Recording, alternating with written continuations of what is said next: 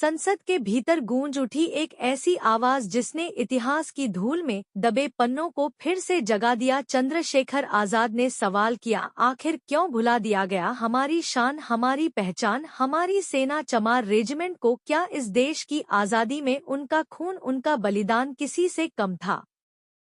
क्या दलित, बहुजन और शोषित समाज के सिपाहियों ने अपनी छाती पर गोलियां नहीं खाई थी? आज संसद में जब चंद्रशेखर ने यह सवाल उठाया तो सत्तापक्ष की बेंचों पर खामोशी छा गई, क्योंकि सवाल था इतिहास से, सवाल था न्याय से, सवाल था उस सैनिक गर्व से जिसे कुचलकर भुला दिया गया। उन्होंने कहा, भाइयों और बहनों, हमारी भी एक पुरानी सेना थी, नाम था चमार रेजिमेंट, और आज भी उसका जज्बा हमारे अंदर जिंदा है। अगर उस रेजिमेंट को भंग किया जा सकता है तो क्यों ना उसे फिर से लागू किया जाए, क्यों ना उस गौरव को लौटाया जाए जो हमारी रगों में खून बनकर दौड़ आता है। चंद्रशेखर बोले, आज भले ही हमारे पास बंदूकें न हो, लेकिन हमारी भीम आर्मी उसी चमार रेजिमेंट की तरह डटी हुई है। हम शिक्षा की लड़ाई लड़ रहे हैं, हम सम्मान की लड़ाई लड़ रहे हैं, और हम समानता की लड़ाई लड़ रहे हैं। यह सवाल सिर्फ एक रेजिमेंट का नहीं है, यह सवाल है पहचान का, बराबरी का और इतिहास को सही जगह देने का। आज संसद में गूंज रही आवाज बता रही थी कि दलितों की आवाज अब दबने वाली नहीं। यह आवाज बता रही थी कि हमारे शहीदों का बलिदान व्यर्थ नहीं जाएगा। यह आवाज बता रही थी कि आने वाले आजकल चमार रेजिमेंट के नाम होगा। मेरे प्यारे भीम सैनिकों, वीडियो शुरू करने से पहले मुझे आप सभी अम्बेडकर वादियों से पूरी उम्मीद है कि आप अपने इस छोटे से चैनल को सब्सक्राइब जरूर करें और कमेंट में जय भीम जरूर लिखें।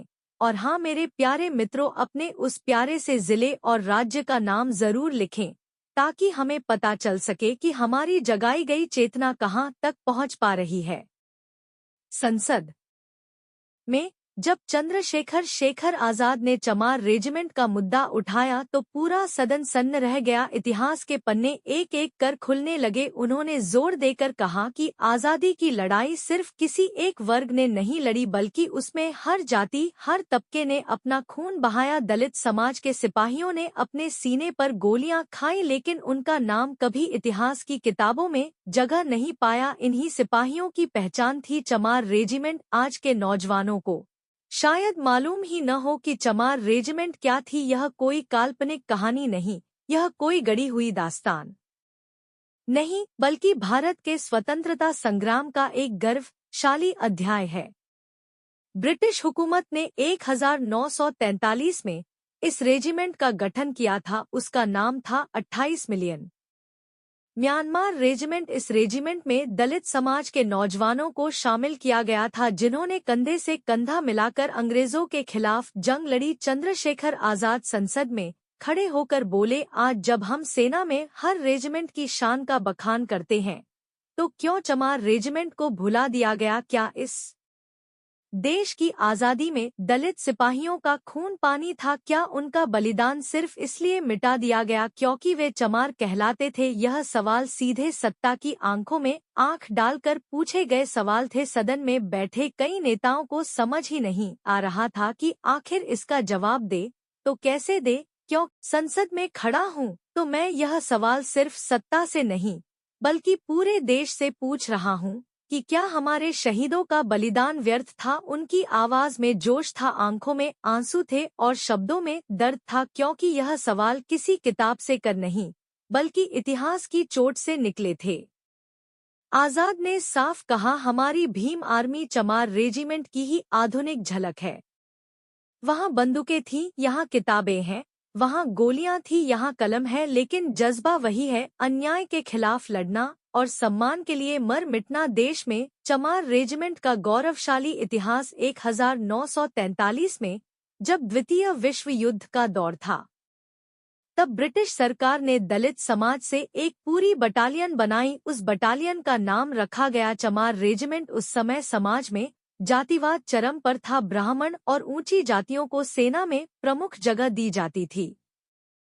दलित समाज को या तो बाहर कर दिया जाता या फिर मजदूरी और बंद हुआ के काम में लगाया जाता। लेकिन जब युद्ध का खतरा बढ़ा तो अंग्रेजों ने दलित समाज की ताकत को पहचाना। उन्होंने चमार युवाओं को सेना में भर्ती किया और एक मजबूत बटालियन बनाई। इस रेजिमेंट के सिपाहियों ने वर्मा, सिंगापुर और मलाया की लड़ाई में हिस्सा लिया। उन्होंने जापानी सेना के खिलाफ डटकर मुकाबला किया। इतिहास गवाह है कि इन सैनिकों ने बहादुरी की मिसाल कायम की। लेकिन जैसे ही युद्ध खत्म हुआ, अंग्रेजों ने इस रेजिमेंट को भंग कर दिया, क्योंकि उन्हें डर था कि अगर दलित समाज हथियार बंद होकर जाग गया तो सत्ता उनकी पकड़ से निकल जाएगी। यहाँ सवाल उठता है, आखिर स्वतंत्र भारत में इस रेजिमेंट को क्यों पुनर्जीवित नहीं किया गया? क्या सरकार नहीं चाहती थी कि दलित समाज अपनी वीरता और गौरव पर गर्व करे?